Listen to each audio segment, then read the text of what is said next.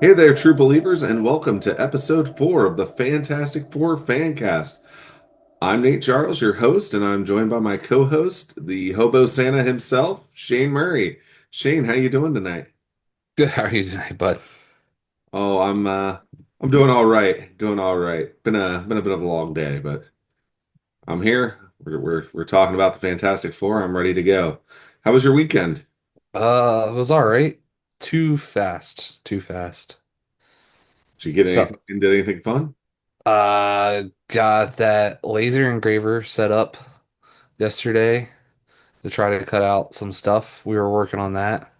Cut out two Captain America little foam coasters. That was kind of interesting while we were just playing around with the settings and stuff. What's your long-term goal with that? Print swords. Uh we did get or he did get two like throwing knives cut last night, so we just have to do some work and get them glued together. That would be a project for Saturday if I'm around, depending on what happens going forward next weekend. Next weekend could be an interesting weekend. Yeah, you've So, got some family issues going on, I understand. yeah, We may have to figure out some creative things going forward into episode 5 next week. But we'll get there. yeah, we'll see how that turns out. Hopefully it'll all turn out for the best. It will turn out for the best no matter what. So Well, what did you do this weekend? oh well, Saturday I went up to the comic shop, my local LCS. Ran into some dude there that looked like a hobo Santa Claus, so that was cool. And then yeah, picked up some books. So what'd you end up picking up at the shop this weekend? Uh, I don't know. It all got shuffled into the backlog. That is now two piles. I showed you the one pile last week. It is now two piles. I know there's some Batmans and some Supermans. All the Fantastic Four I got is already read. Uh, Any particular favorites from what you read? I really liked Fanfare. Fanfare was solid. I think we should cover that one of these days. Um, I mean, the other two issues was what was issue 31 and 32, so that was just getting us to where we need to go for the jumping on point, I guess, in July. Yeah, I think those are the last two issues of the current series, and then we start again. I haven't read 32 yet. I haven't read thing number one yet. Anything that I've picked up on Saturday, I haven't gotten a chance. Oh, thing number one, that was fun. I'm kind of interested to see where that goes. 'Cause there's a big reveal at the end of that. Okay, well, don't spoil it for me. I want to be, I'm not. uh, I'll get to that.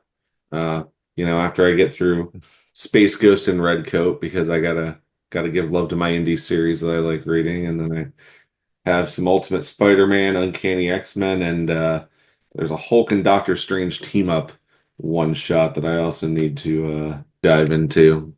But Oh, I read the first three chapters, I guess, of Hush 2 over the weekend also. nice. I have decided that I am probably just dropping all of my DC books at this point.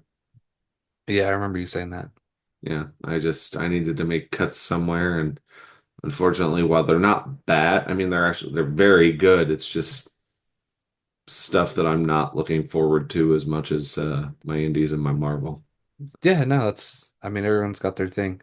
I I have that problem, that DC problem. You already know that.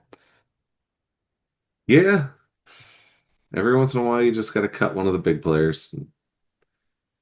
Sadly, Yeah. I'll read that stuff in trade eventually, I suppose. Yeah, you'll read that stuff in Omnibus eventually, you suppose. That's Mr. Omnibus Man. I do got quite the omnibus collection, but yeah. Omnibus Man. If you That's notice, a lot of times I buy trades and then I replace them with the omnibus, and then lucky people like yourself end up with my trades. that's true. Yeah. So, though I don't know if we're doing this show, maybe we could do some listener contest, and when I decide to upgrade, I could give my old, gently loved copies away as prizes. You never know. We can see Yeah, how. your stuff is always gently loved. You do too. You do take immaculate care of all your books. Yeah. So anyway, uh, what else do you got going on? Life is good. I guess I'm ready to get into this book. Yeah. So this book, I don't know if you can tell. I mean, we're largely audio right now. I haven't figured out us going video just yet, but if you can tell, I kind of really love at least the cover to this book based on what's hanging behind me. Yeah, Today we'll be covering Fantastic Four #3. great cover. That was a cover date of March 1962, though it was released on December 12th of 1961. Writer was Stan Lee, penciler Jack Kirby, inker was Saul Brodsky, colorist Stan Goldberg, letterer Artie Simic, and editor Stan Lee. So Shane, you want to go ahead and take us through the cover for Fantastic Four #3? Sure. Yeah. So one, we have a colored background again. It's a light blue this time instead of a bright yellow. I think that's supposed to be the sky, so that makes sense. Yeah, yeah. We get a big caption on there that says the greatest comic magazine in the world. And And then that we is get, that is one step away from where we'll end up next issue, where we finally hit the world's greatest comic magazine, which ends up being the tagline forever, uh, forever and a day for the most part. But yeah, we're not quite there yet. yep. Then there's two other little word bubbles on there. I'll let you get to your reading part. But they're in there, the Fantastic Car or bathtub, whatever you would like to call it. Everyone has a name for it. And Johnny takes off out of it, and they all look concerned, though he can fly. So I don't know why they look concerned that he took off. I have a theory. If you look closely at them, you might be able to understand why they're so concerned. Because he has a not happy face. No, no, that's not it. Take a look at his hands. He has two left hands. Fair enough. So this is, every once in a while, this is not the, oh, it might be the first time. I wouldn't be surprised if it's not the first time, and I don't think it's the last time, but every once in a while you get a Kirby cover where one of your characters has two left hands, and that's what we're looking at tonight. Yep, two left hands. Oh well, worst things could happen. Great cover. It is true. And what is the very big change to the Fantastic Four on this cover, sir? They have matching suits. For the most part, yeah. I mean, Ben is topless on this, but yeah, this is the debut of the Fantastic Four's costumes. So you like to usually take us through and remark about the colors and whatnot, right, Shane? I do usually like to remark about the colors, like I did with the blue sky. I like this cover a lot. The blue and white is a nice contrast to what we were seeing in the last two, which is yellow and red for everything. I don't know where the blue and white they came from and settled on that, but I'm very happy with where we got to. Instead of red and yellow, they could have been the mustard for. Well, eventually we do get certain Fantastic Four costumes that are colored that way, which we'll touch base on that probably much later in the show's run. The condiment for. But I did want to touch base on the color scheme of the uniforms and the villains with a quote that was made by the colorist on this issue, Stan Goldberg, which I'm taking from Sean Howe's Marvel Comics: The Untold Story. What he has to say regarding the blue uniforms is that Jack Kirby gave them this long underwear with the letter 4 on their chest. I made the 4 blue and kept a little area around it white. And then when the villains came in, the villains get the burnt umbers, dark greens, purples, grays, things like that. They can bounce off of it. So that being said, just a little insight into why the colors were chosen the way they were for the uniforms and how that worked based off of the color design for the villains going forward. Well, it's also there you have to remember that extremely limited color palette they had. That's why they did certain things. They stayed with those primary colors, and the blue worked really well for this. So, hooray for him, because it could have looked really bad. Well, he was a professional. So props to Stan Goldberg on really making Jack Kirby's designs here pop. All right. So on the cover in our multiple captions, you already covered the greatest comic magazine in the world. In this great collector's item issue, you will see for the first time the amazing Fantastic Car, the colorful new Fantastic Four costumes, and other startling surprises. Also, learn the secret of the Fantastic Four's skyscraper hideout. So this issue is making tons of promises and really going to put a lot of essential Fantastic Four lore in place. Yep, and your favorite villain ever. So we'll go to the first page here.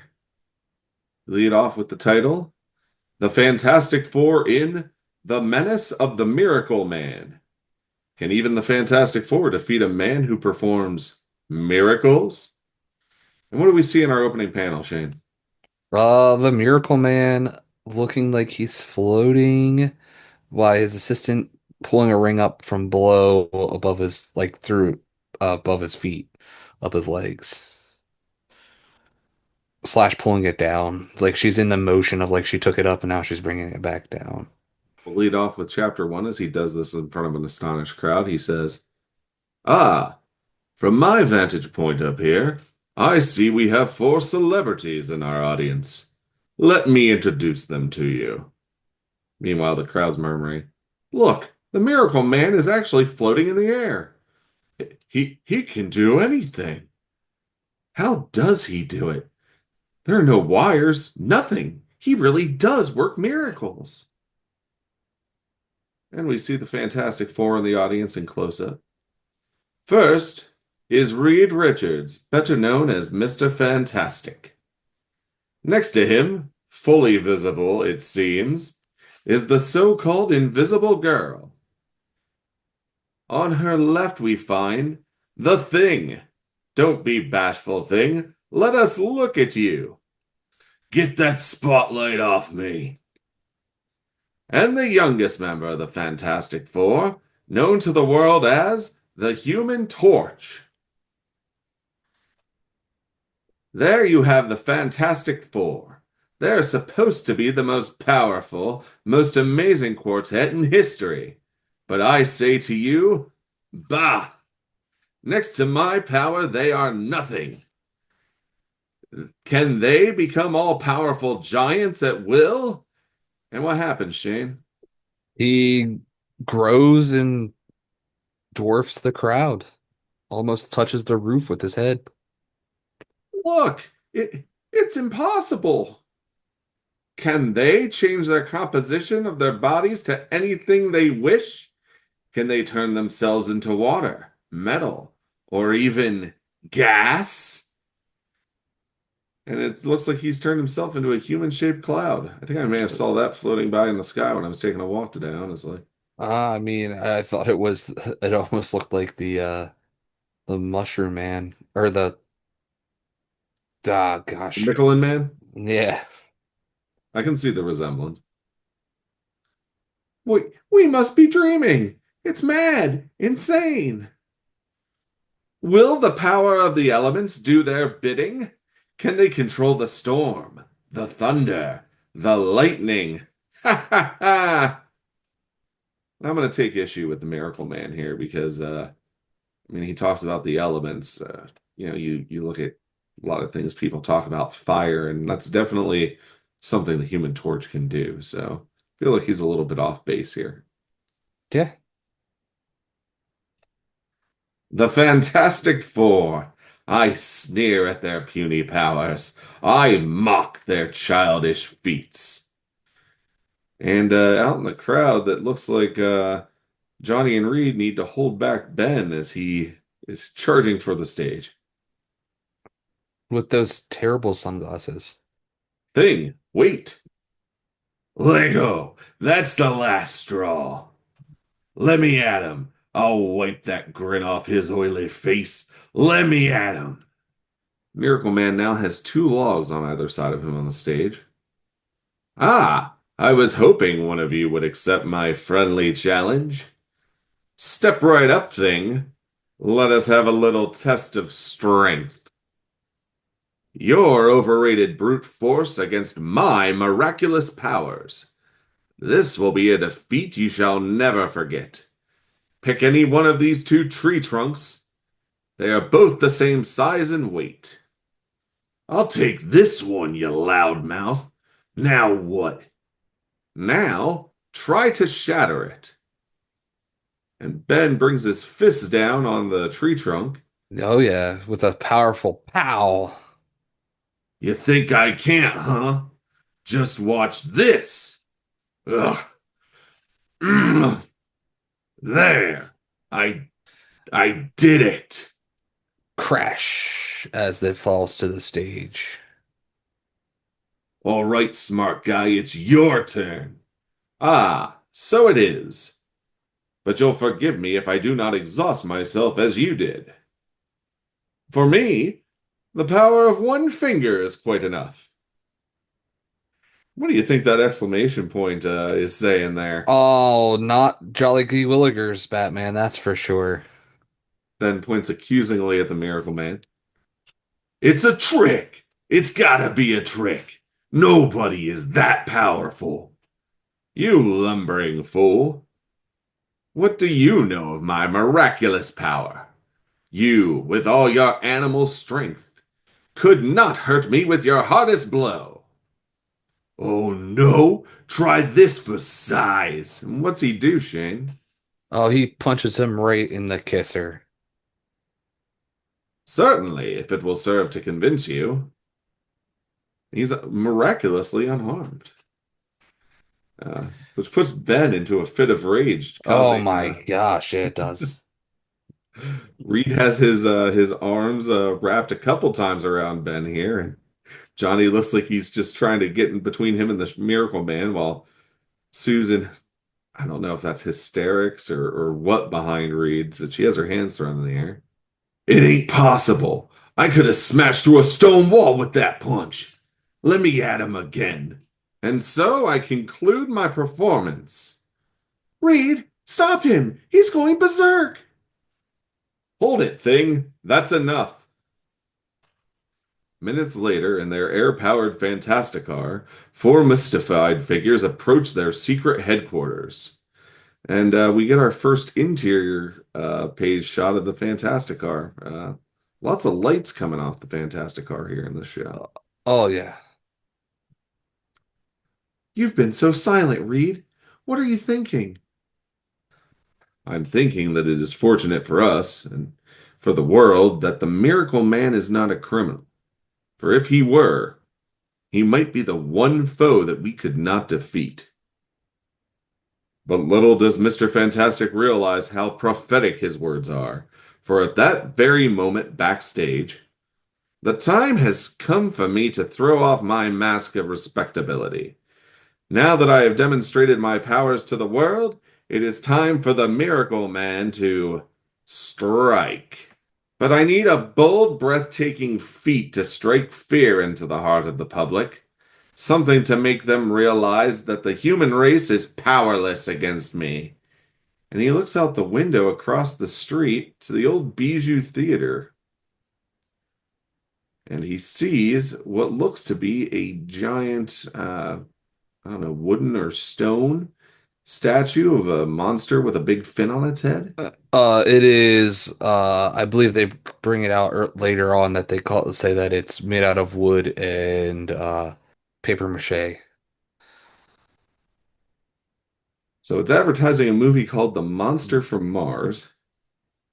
Wait, there, in front of the theater below. That's my answer. That's monster statue on exhibit. I shall perform the impossible. I shall bring that huge monster statue to life as my unconquerable slave. And so the groundwork is laid for the most amazing battle of all time. And we have the Fantastic Car approaching what will become a very familiar landmark in not just Fantastic Four, but overall Marvel Comics. Definitely does. Definitely does. What are we looking at, Shane? Where were you looking at the Baxter building, my bud? Read orders. Set the controls on automatic thing. We're home. I'll never stop being impressed by the way the Fantastic Car lands itself. Only Reed could have designed this roof to work like an aircraft carrier's deck. And none of the tenants suspect that we own the entire tower of this building. And then we have an actual cutaway diagram of the Fantastic Four's secret headquarters, which I'm going to be honest with you, Shane. I don't think that the headquarters of the Fantastic Four remain secret for very long. No, they don't. So we are advised to save this for future reference, but we look at the roof has an observatory. And then on the top floor, not only do you have the Fantastic Car hangar, but the Fantasticopter hangar and the Pogo orbit plane hangar. Um, Along the one corner side of the building, past an anti-vibration wall, there's a long-range passenger missile that can reach any part of the world in minutes, sitting on its launch pad. Hmm. There's a photo analysis room, a missile ready room for when you're about to board, the missile monitoring room. Another corner, you have the hidden elevator, which allows you to access all the floors of the tower. There's a projection room and a conference room. Then, Shane, what residence is complete without a giant map room? That was my favorite part, was the giant map room. Why not? Yeah. Also, who is monitoring the missile? There's four of them. They get in the thing and fly off. So who? Some they have like a secret worker that they don't ever show up in the background. Uh, I mean, eventually, probably Herbie the robot, right? But as of right now, I mean, it is very rare that the four split and go their separate waves. Every once in a while, going forward, you'll see it. But yeah, you do have a valid point right now as to who is monitoring the missile. Unless it's like for maintenance, if they have whatever machinery hooked up to make sure things are calibrated right. I feel like someone should still be there in the launch control room. Not all four of them should be on the missile at one time. That's all, I'm just saying. Sure, it does seem like a safety risk, especially after the events of issue one. Yeah. And then finally, below all this, we have living quarters and laboratories, which are listed as being on the floors below. We move on to chapter two, The Monster Lives. And we finally get a full glimpse of this statue of this monster, the monster from Mars outside of the Bijou Theater. Yeah. The big old Mohawk monster. He's a cool looking monster. If nothing else, man, Kirby's monsters always look cool. Double left hands and all. So, a funny story. I had read that Kirby actually like he was okay being on the monster books when he came back to Marvel, but he would have much rather preferred drawing the westerns to the monsters, which seems crazy to me. Not that like his preference was crazy, but just the fact, he was so good at drawing monsters. I could not envision a world where Jack Kirby was working on the western books and not the monster books. I'm just glad we got what we got. So we go back to the living room. It looks like in the Baxter building, and Johnny Storm is fiddling with the television. The wall television. I'll see what's doing on TV tonight, Reed. Hey, this is Keen. They're televising the world premiere of The Monster from Mars. That huge exhibit of the monster on display outside the theater must have cost a small fortune. Never mind those monsters, boys. Look at what I've got. Susan, you've designed a costume for yourself. We get a full glimpse now of the uniform from head to toe, which we didn't get on the cover. So, what are we looking at here, Shane? In this specific picture panel, we have the blue boots or the black boots with the blue pants, blue top. I'm not sure, like the blue undies on the outside. I don't know if that's what that was supposed to be, or if that's just where the stitching is, They're and trunks. black gloves, They're trunks. Let's call them trunks. They're trunks. trunks. But overall, it is a you know very functional and dynamic design, very eye-catching. Yeah. And Sue continues, and for you too. It's time we all had some colorful costumes. Bah! Costumes, tights, that's kid stuff. Who needs them? We do if we're in the business of crime fighting for real. If we're a team, we should look like a team. Reed's pulling his on. Say, this isn't half bad, Sue. Ever think of working for Dior? What's Dior, Shane? Um, does that still exist? It does. So I, it's a thing of the time for sure. Because I didn't even know it still existed. It was like a very fancy designer clothes of the time. So it is today known as Christian Dior SE. It's a French company that specializes in multinational luxury goods. So I'm assuming you're not only just looking at clothes, but probably home decor Perfumes. and perfume. Yeah. Fair enough. At the time, it was definitely known for clothes. I've got enough to do acting as nursemaid to you three. Here thing, this even makes you look glamorous. And what is she doing, Shane? She's putting a helmet over top of him. How terrible of a move is this? Like, Oh, it is atrocious because she's like, you look hideous, so hideous that we can make you look pretty if we just put a blue helmet over top of your head. and you know what? Ben's reaction here is just perfect. I ain't gonna wear this full outfit. Meanwhile, Johnny's looking back at the TV and he spots something curious. Reed, thing, look, it's the Miracle Man. What's he doing at the premiere? He's making some kind of strange gesture. Look, the monster, it's come to life, screams one of the passerby as the monster tries to step on the crowd. The police are quickly on the scene. Get the crowds back. We'll try to stop it. Keep firing. I'll radio for help. Jump, Joe. He's squeezing the car like it's a paper box. Set that bazooka up here on the double. And you see they have their machine guns and a couple bazookas out here in full force. Yeah, like where'd the bazookas just come from? Like they're like, we're ready with bazookas, yeah. And you know, they say that militarization of the police is a recent problem. Sure. That bazooka tells me a different story. And we get a nice shot of the monster close up here. The cops yell, "Okay, let him have it." No, wait, look.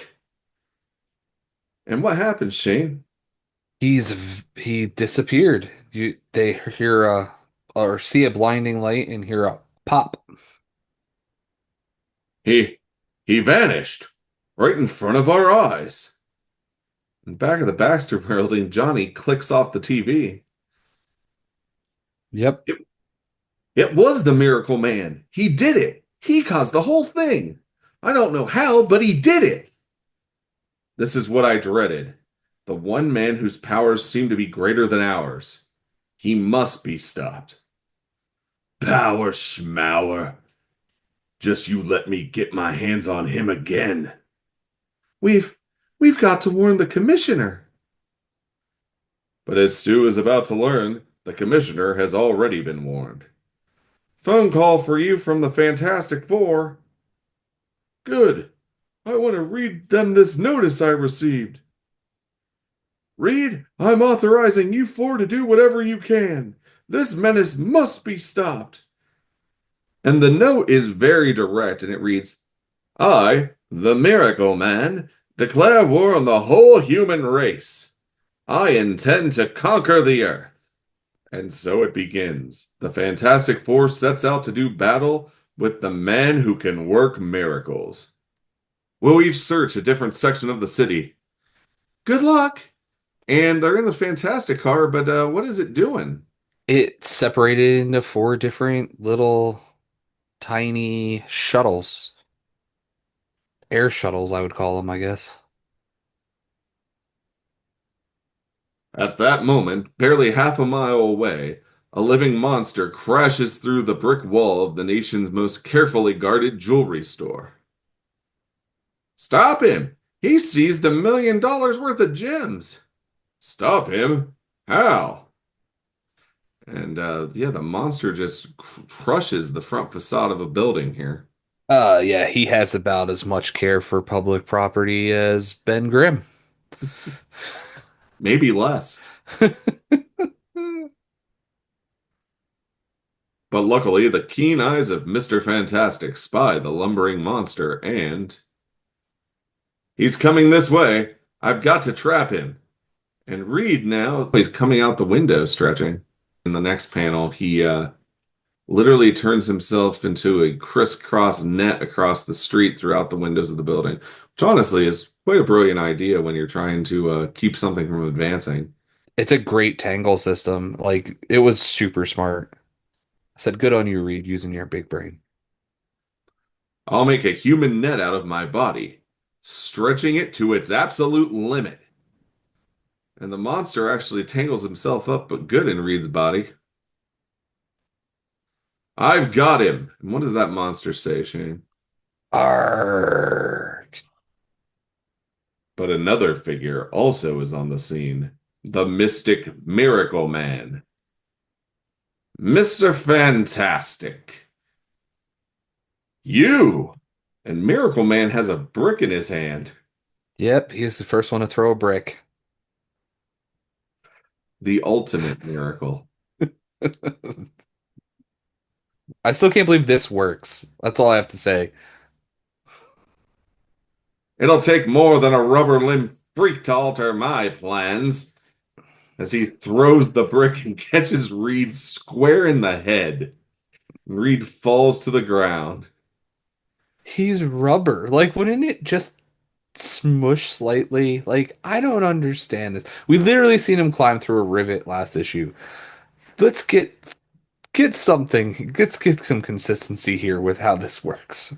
So maybe we need to think of this in the way that this is still in the early days, them having their powers. You know, it's a conscious decision for him to use his powers of elasticity, right?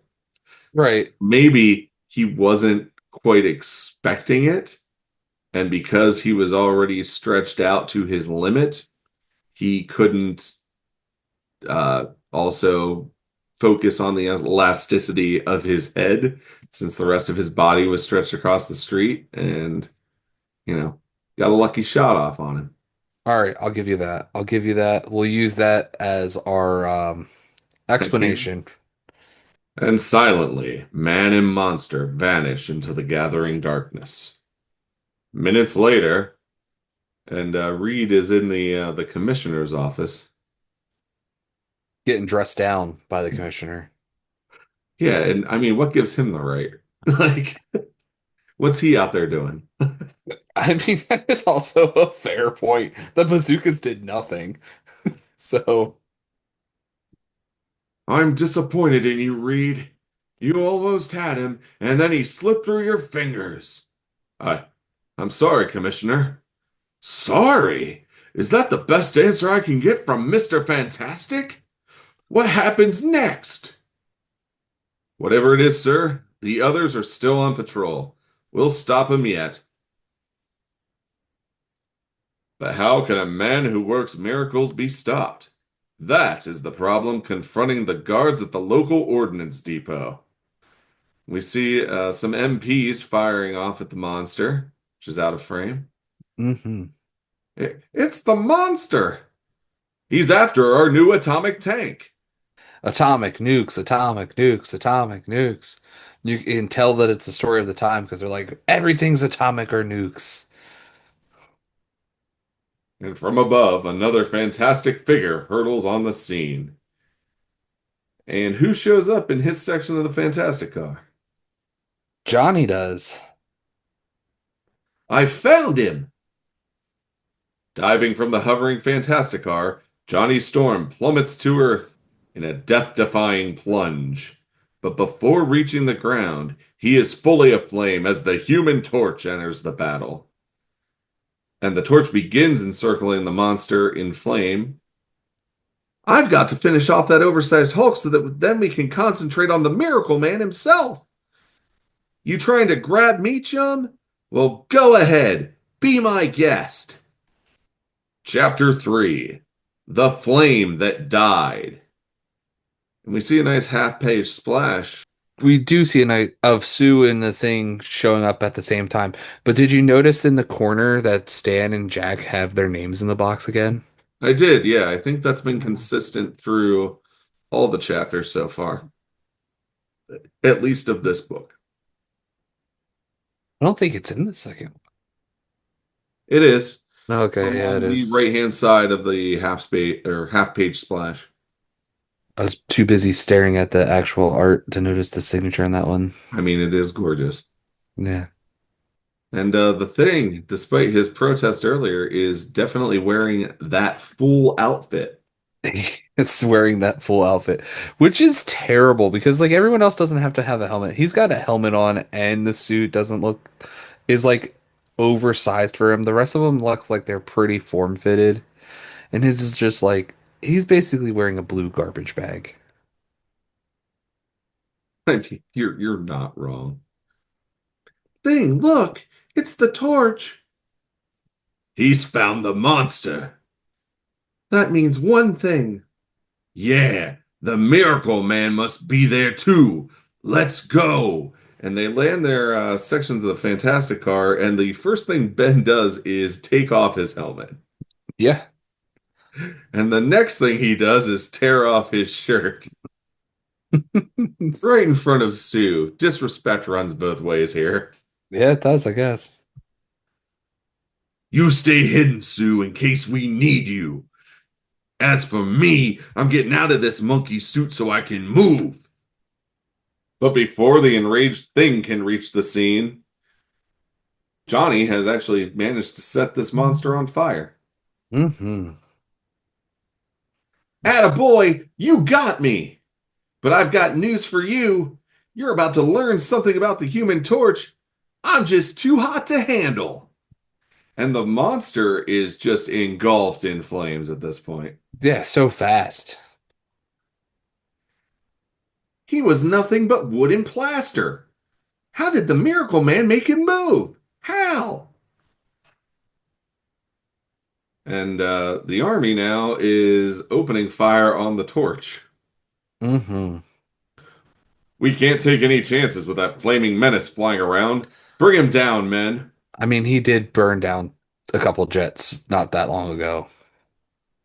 I mean, that was 2 issues ago. I mean, 1960s comic. That might as well be a lifetime. Fair enough. You gonna hold that against him the entire time we do this show, Shane? That doesn't seem fair. I'm not holding it against him. I'm saying they're holding it against him. Hold your fire, you fools! It's the Human Torch! He just saved our atomic tank! yells their CO. But there is one who does not hold his fire. This will stop that blazing nuisance. And what does the Miracle Man do? Spray him with some chemical foam. And we know it's chemical foam because the torch goes, Ugh, chemical foam! My flame's going out. If only the others will be in time. Ben is running up on the scene a little late. Torch! And as the torch impacts on the ground, he says, The Miracle Man did it, Thing! Get him! Get him! And the Thing comes face to face with the Miracle Man. And what is the Miracle Man wearing here, Shane? He's got a trench coat and a hat and some kind of weird backpack that clearly the foam came out of. And he's got his hand up with I don't even know what's coming off of it. Smoke. Yeah, it looks like some sort of energy forming around his hand. All right, mister. Let's see you cook up a miracle to escape me now. Fool, all I need do is gesture and Ben is starting to get swallowed up by the earth. The ground, it's opening up. I'm sinking. Ha! This is the second time I have bested the Fantastic Four. Take warning, all of you. The next time shall be the last. Oh, what a fall. Good thing I still had some flame on when I hit. Ben's trying to struggle his way out of the earth, which honestly, after seeing him burst from the street in Fantastic Four #1, is a little odd to think Well, about. he had a jumping momentum before this time. Now his legs are already in the ground. He's got to wiggle a little more. He's got that wiggle shake going. Getting a little twerking. Yeah. Where'd he go? I've got to go after him. I'll get even if it takes forever. But the fourth member of the Fantastic Four takes over at that instant as she speaks into her portable shortwave mic. Attention, Thing. Order troops to fall back. I'll tackle Miracle Man alone. It's our only chance. Over and out. Before you go to that next panel, he said that he handled the Fantastic Four and up above that. I think he forgot that there was a fourth member. And perform miracles, he can't necessarily count. I guess. I work with people that can't count every day, man. Like, But they can, it's a miracle they woke up this morning. and she turns invisible. Sue thinks to herself, one invisible girl can sometimes accomplish more than a battalion. And she hops into the back of the vehicle. I guess it's used to transport the atomic tank that Miracle Man is commandeering. The Miracle Man is driving off with the atomic tank, but this time he's got an unseen passenger. Chapter 4 In the Shadow of Defeat. Now you have me looking for it, Shane. I can see Stanley and Jack Kirby's signature on the wall just above the lamp. Yep. You're welcome. And what do we see in our half-page splash? Oh, the most awkward page. Johnny in a bath towel. The thing back into his clothes that I thought he ripped, so I'm not sure how that works. And Reed using that pipe to think. I need to get me one of those pipes for my cosplay of Reed Richards. Yeah. Though I don't think in this day and age that Disney would ever let him smoke a pipe ever again. But Oh, he's definitely smoking a pipe. an hour later, why'd you let Sue tackle the Miracle Man by herself? Because that's the way she wanted it, Squirt. Now shut up and let us think. Simmer down, Thing. You too, Torch. When Sue signals us to come running, we've got to be ready. Ready?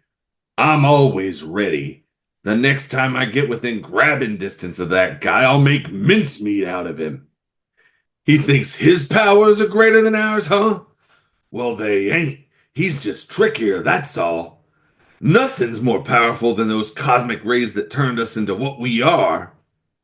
And for the third time in as many issues, we get to see the Fantastic Four's origin, which, to be fair, it's a new comic series. Every comic issue is someone's first, so having a recap of the origin, not a bad way to go. It could have been like someone heard about the first issue and never was able to find it on newsstand or barbershop or wherever they found them at the time. And this was the first time they got it, so they got to get the real story for themselves.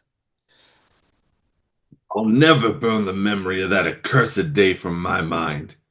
The flight into space, the bombardment of the cosmic rays, and then the crash.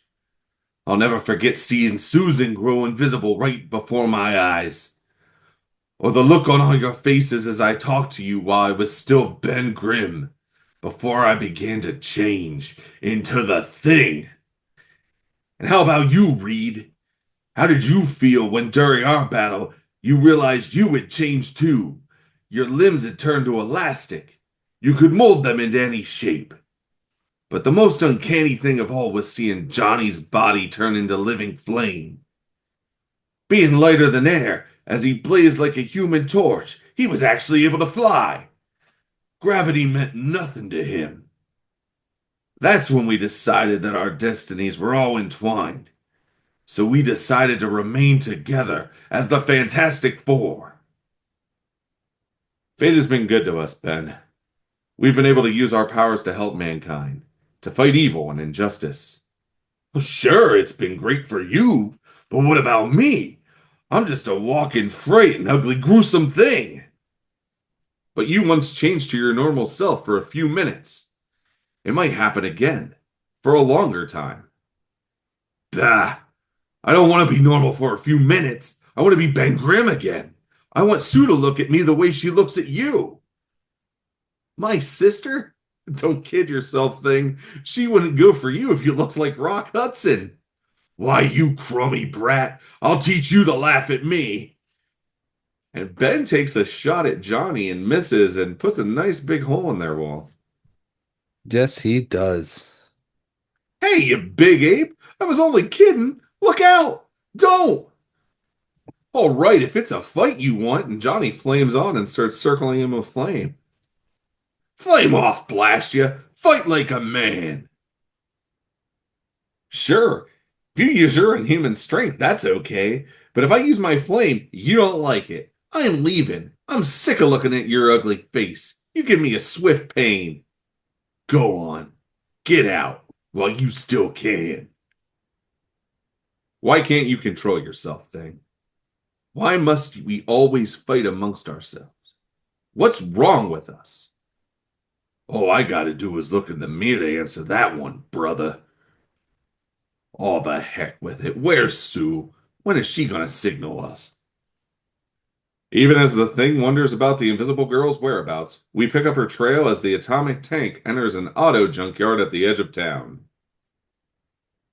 Within minutes, I'll have this tank so well hidden that it'll never be found. The Miracle Man is covering the tank over with the shells of old wrecked autos. Now, if I can just alert the others before he suspects I'm here. But suddenly, disaster strikes from an unexpected source. And a dog wanders up on Sue and makes some Yeah. noise, Shane. Roof. A dog has caught my scent. What is it, boy? Why are you growling? There is no one there. Yep, got a nice little grr. Wait, a dog never growls for no reason. Someone must be there. And if I can't see anyone, it can only mean one thing. Too bad, Invisible Girl. It won't work. I know you're there. He's threatening her with the dog that he's holding back by the collar. Hmm. Become visible. The miracle man commands you. Ah, that's more like it. We get a close-up shot on the miracle man's eyes, very menacing as he's tinted in green, Yeah, very green too. which I believe is what Stan Goldberg was referring to when he was saying about, decking Yeah, yeah. Jones That out was in dark umbers, because also you look at the miracle man's coat and hat, that's brown. So, yeah. and now you must obey me. I am your master. Signal the other members of the Fantastic Four. I shall defeat them forever, here and now. Like a girl in a trance, Susan Storm aims her small flare pistol into the sky and she fires it. So, it is done. This marks the finish of the Fantastic Four. From the top of the Baxter building, we see Reed and Ben spot the signal. Thing, look, it's Sue's signal. Well, what are we waiting for? And they hop into the Fantasticopter that we saw in the hangar earlier. Yeah, which is weird, but whatever. Also, it's like I'm glad that they put like the yellow going to the four, so it made sense to where the flare was because otherwise it just doesn't make sense for the flare to show up like a floor in the air. Agreed. As he's going along, Jack is, making changes to add to the verisimilitude and the realism of the series, which is cool. I hope Sue is all right. The Miracle Man is a dangerous foe for one lone girl. She better be okay, for his sake. Meanwhile, at a corner soda fountain, we see Johnny Storm surrounded by a couple of his buddies. Guess they were down playing jacks by the soda fountain. Yeah, exactly what they were doing. Johnny looks very displeased. He is angrily sipping on that soda through a straw. Yeah, dude, that is some mad right there. Hey, Johnny, why can't we join the Fantastic Four? We're your pals, ain't we? Shut up, will you? I gotta think. What's bugging you, chum? It's the thing. One of these days, I'm gonna have a showdown with that big slob and. Hey, Johnny, look! His buddy in the hat points out the window to where he sees the flare signal. The signal! Sue needs me! Take us with you, Johnny. Come on, huh? It's impossible. You know that. Now stand aside before you get burned. But Johnny, and he bursts into flame and takes off into the sky. Where the Uh, human torch goes, he goes alone. We move on to chapter 5, the final challenge. Fate works in mysterious ways. Who would ever dream that the most powerful foes in all the world would have their last battle in a lonely junkyard at the edge of town? Your monster is destroyed, Miracle Man, and now we've found you. This time you won't get away. Get away? You fools, it's you who are trapped. I'm about to destroy you all. If you think you're scaring us with that overgrown key, mister, you got another thing coming. So what do we have in this splash panel, Shane? we have the Miracle Man threatening them with a key. We have the little bit of the Fantastic Copter in there. John or the thing has lost the top of his suit again, so he's back to pants. And Sue is standing very stoic behind the Miracle Man. Yeah, I'm pretty sure she's in a trance. How big would you say that key is, Shane? Uh, Judging by the proportions to his size, I would say it's probably close to like 40 inches. It's a big key, like a little over 3 feet. So Reed ends up stepping in front of Ben. Come on, Reed, what are we waiting for? Let's pulverize him. Hold it, thing. There's more to that key than meets the eye. You're very perceptive, Mr. Fantastic. Too bad you're about to die. This is more than just an oversized key. Before your very eyes, I can make it change into a machine gun. And so it does change into a machine gun. And the Miracle Man opens fire. And now, farewell to you all. But what does Reed do here, Shane? Reed starts to turn himself into a ball to bounce away from the shots. Not so fast, mister. I'll show you a little quick change trick too.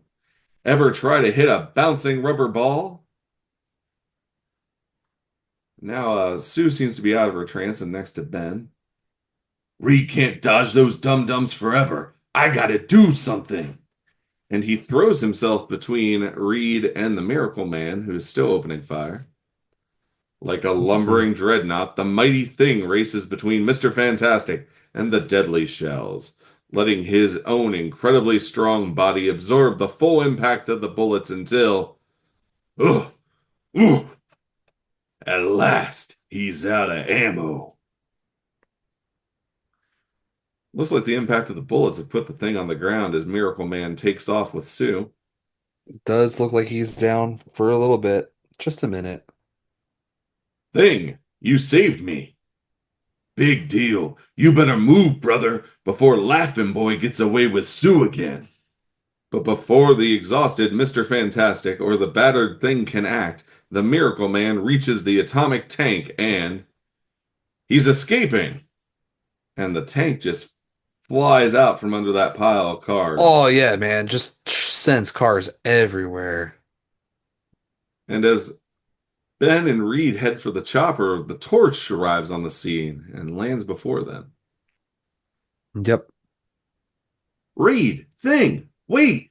I saw the Miracle Man cut the drive cable of your copter. It's death to use it. The torch. About time you got here, Junior.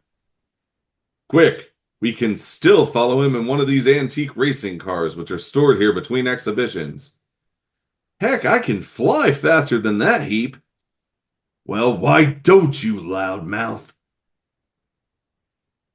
I'm sorry, but just seems like a very poor idea to store antique racing cars at a junkyard. Oh yeah. I don't care if it's between exhibitions or not. Sounds like a great way to have a terrible mix-up. Poor choices were made. I also think that maybe Jack Kirby just wanted an excuse to draw some old cars. That also might be a thing. So they take off in this number 35 Roadster. Reed driving, Ben hanging off the driver's side, Johnny hanging off the passenger side. Johnny answers back to Ben, because this is more fun. Whee! Maybe he does have an interest in cars after all. Maybe he does care. Can't you ever be serious, brat? Did you forget your own sister is the Miracle Man's prisoner? And the Miracle Man fires a shot from the atomic tank. Look out! He hit a tire. We're gonna crash. Not if I can help it. Hang on. And what does Reed do? He turns himself into a wheel. And he puts himself on the front driver's side axle. Hurry up and catch him, will you? I can't take much more of this. Grab the wheel, Thing. I'll finish this my way. And as the torch takes off in front of the tank, Ben yells, Torch, wait! Watch out for Sue, you fool! But the human torch causes no harm to the atomic tank. Instead, he increases his flame until it becomes a blazing flash in front of the tank, a flash which temporarily blinds the Miracle Man. I can't see! And what happens here, Shane? We just see, He oh, gets blinded by the light, which is quite the trope through these first three issues. And minutes later, Johnny has his hands on the Miracle Man who's clutching his eyes, while Sue still looks like she's in a trance now behind him. Meanwhile, Reed and Ben are running up on the scene. My eyes. My eyes. You'll be okay, Buster, but if you've harmed my sister, he did it. The torch did it. And now it's my turn. And Thing grabs the Miracle Man while Johnny tries to hold him back. I've been waiting for this a long time. Hold it, Thing! And Reed stretches his arm out to wrap around Ben's wrist, holding him back. You can't do it. You'll kill him. His power is gone. He'll never hurt anyone again. The law can handle him now. Huh? But how? How do you know? I'll explain later. First, I want you to bring Sue out of her trance. Do as I say, or I'll turn you over to the Thing. I'll do it. You are yourself again, Susan Storm. He snaps his fingers. He is no miracle man. He has no magic powers. He is merely a clever hypnotist, a master of mass illusion. The monster never really moved. He hypnotized us into thinking it did. He didn't really split that log on stage with one finger. He made everyone think he did. And the same for all his supposedly miraculous feats. How? How did you guess? Because a true miracle man would not have needed to steal jewels. He could have conjured up all the wealth in the world. A miracle man would not have needed to flee from us. You could have simply vanished or caused us to disappear forever. But now your hypnotic power is gone due to the torch's almost blinding flash. Wait a minute, Reed. Are you trying to give that flaming juvenile delinquent the credit for this caper? Oh, please don't start arguing amongst yourselves again. I just can't stand anymore. Relax, sis. They're not going to argue about me anymore. I've had all the bossing around I can take. I'm cutting out of this combo right now. But you can't quit us, Johnny. Oh, let him go. He's more trouble than he's worth. And Johnny takes off into the sky. Yes, he does. Torch, come back, please. It's too late, Sue. Oh, Reed, what'll become of him? It's not him I'm worried about. It's mankind. For what will we do? What can we do if he should turn against us? Next issue, the suspense mounts unbearably as the torch strikes back. And don't be surprised to see another great character whom you've demanded we bring back. All in the next wonderful issue. The end. And then we get a beautiful pinup page. Yeah, take us through the pinup page there, Shane. Yeah, so you get this beautiful pinup page of Johnny Storm. It says the Human Torch on it, and he makes that like flaming four in the air and then flies out of it, quite like what they do with their flare guns, except he can do it with his body because he is just straight fire. And a fun story. Actually, this is the first issue of the Fantastic Four to include the Fantastic Four fan page, the fan letters page, from which we have taken the name for this podcast. Not a whole lot to note as far as that, as far as the letters, except there is one that stuck out to me here, which is the last letter that appears on the page. Dear editor, are you the same one who also puts out Strange Tales, Tales to Astonish, Journey into Mystery, Tales of Suspense, Amazing Adult Fantasy, and a lot of westerns like Kid Colt Outlaw, and teenage titles like Patsy Walker? If so, how do you do it? And that is from an S. Brodsky in Brooklyn, New York. And the editor, who we'll assume is Stan Lee, writes back, with great difficulty. Single line. However, you'll notice the name S. Brodsky. I'm thinking this came from Sal Brodsky, the inker of this very issue. I mean, maybe. This seems very coincidental. Maybe he wrote this letter and then got hired, or who knows? Maybe they were looking for letters to fill the letters page, and he just provided one. So, just found it a little interesting.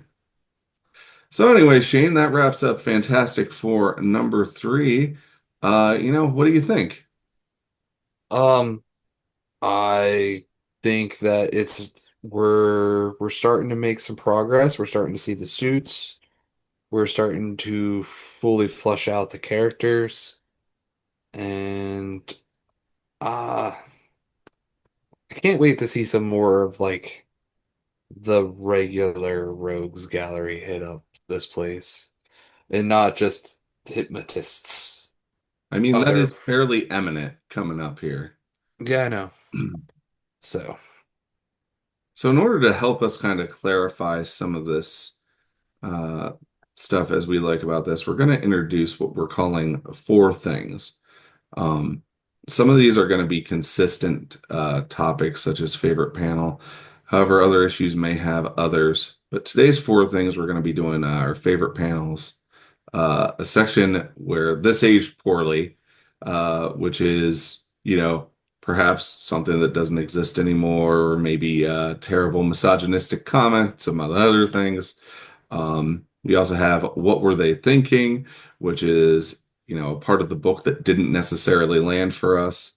And then also we're going to do a topic which is MVP, which who is the character that is the MVP of the issue? Um, you know, who foiled the villain, who had the most character development.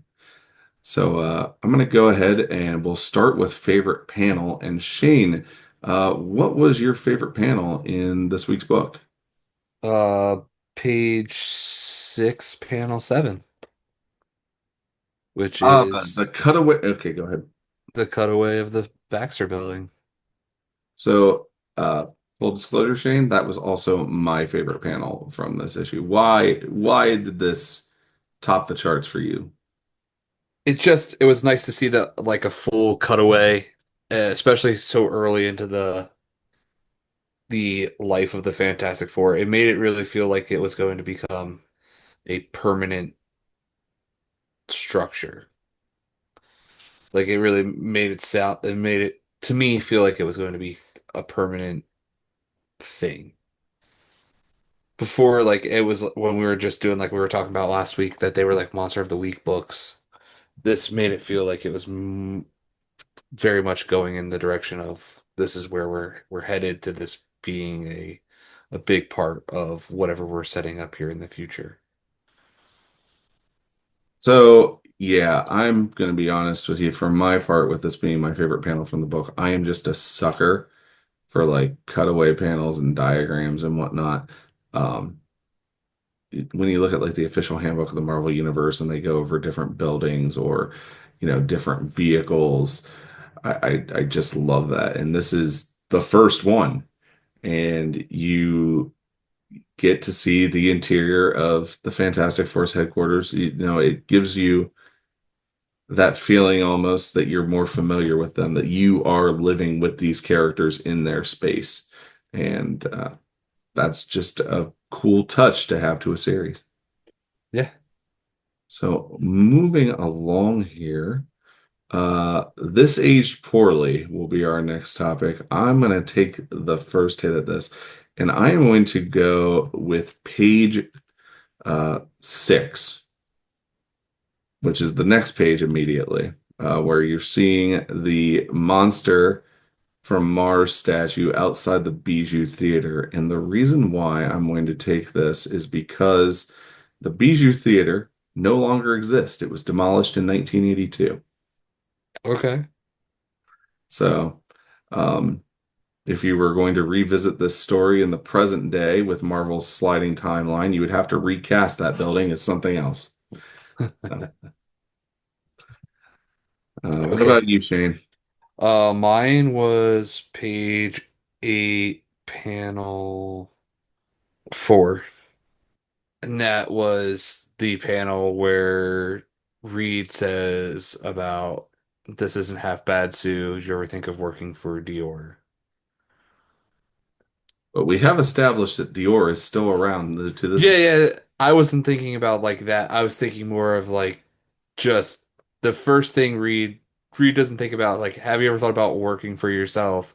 He is like, did you ever think about working for some big company or like I don't know. It just seems very like It's fashion design is women's work. That's what you're saying. yes, Yeah. yes. No, yep. Nope. Some misogyny. Knew that would.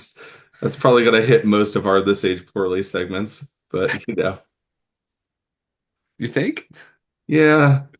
I don't really want to call the this age poorly topic the Sue Storm topic, but I have a feeling that a lot of it's going to revolve around.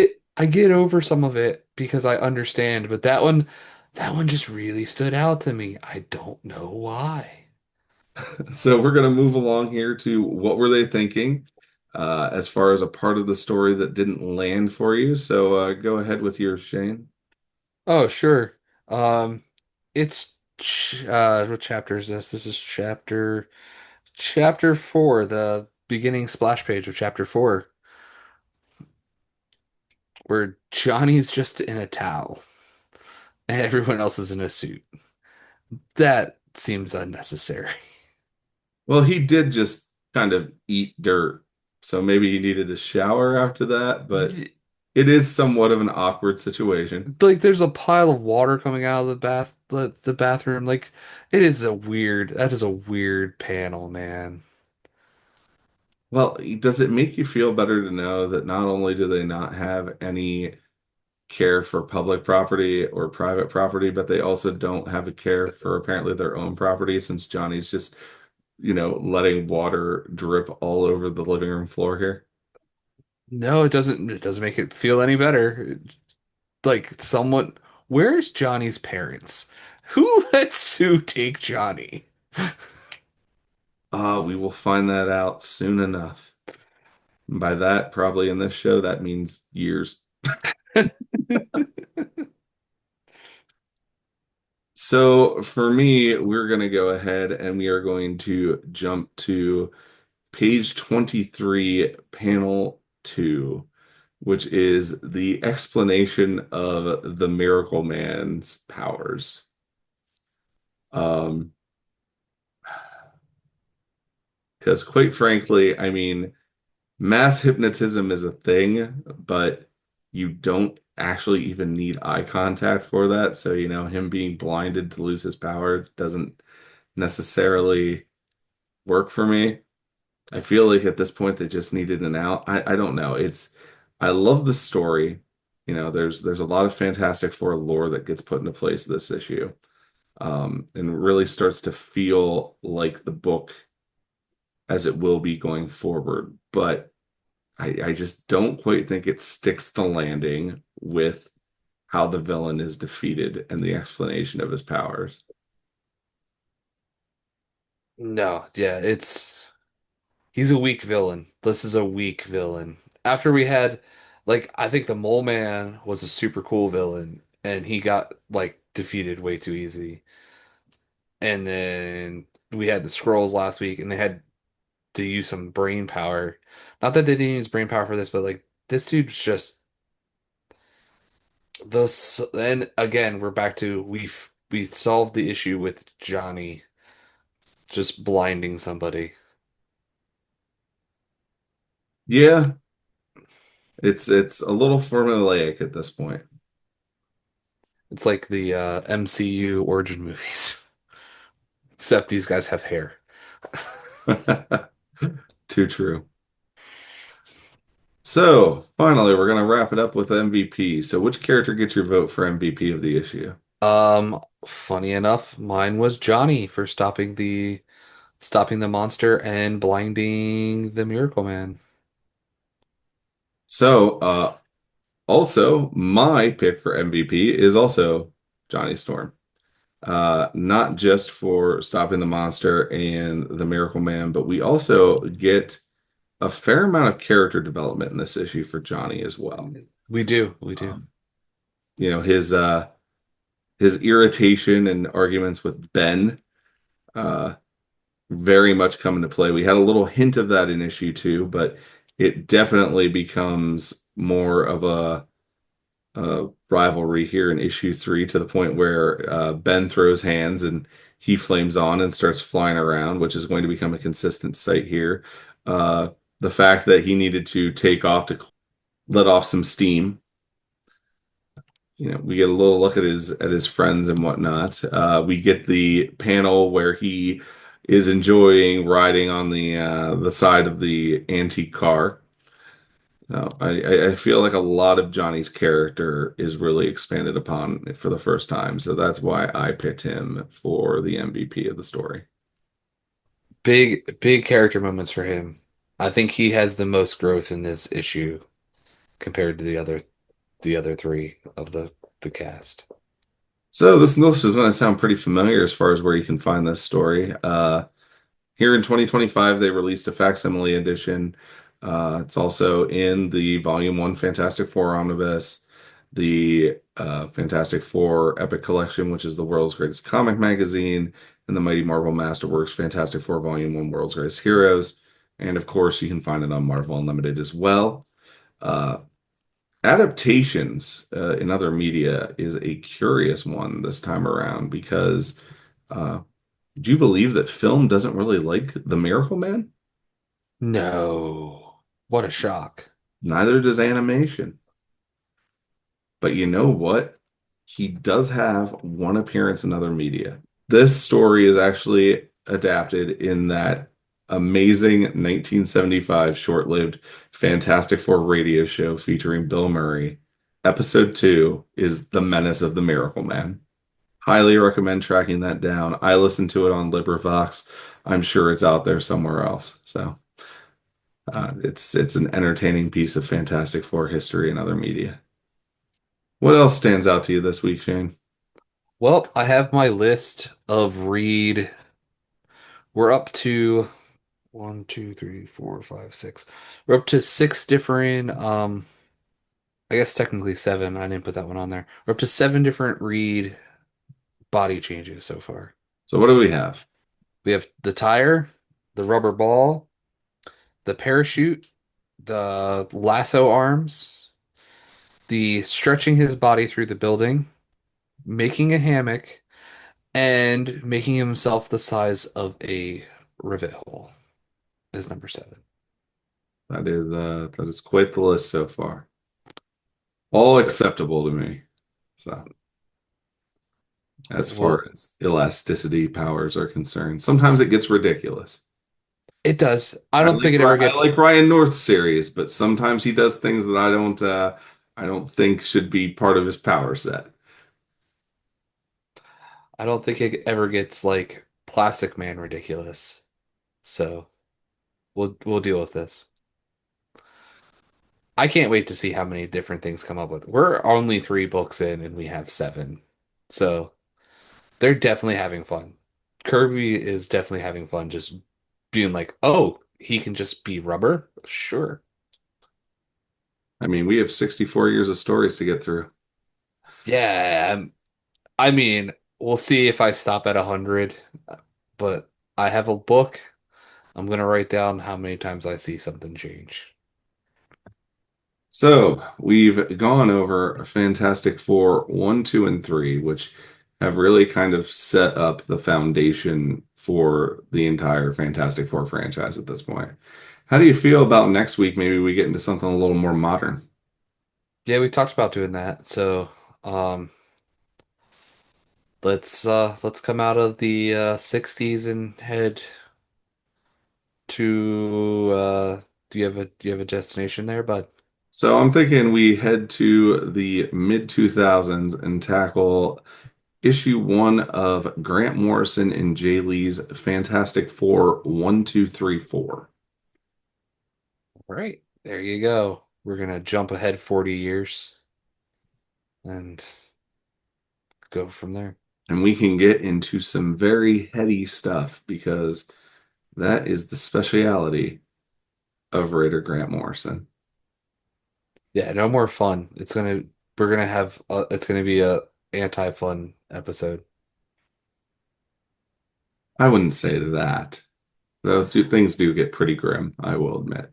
It's not bright and colorful Jack and Stan stuff. So more Grant Morrison-y, which is not bright and colorful. But it's still, pardon the pun, fantastic. Fair enough. Well, thanks to everyone who joined us again this week. If you're listening on Apple, go ahead and leave a review. If you're on Spotify, go ahead and leave a comment. And we look forward to seeing you again next week on the Fantastic Four Fancast.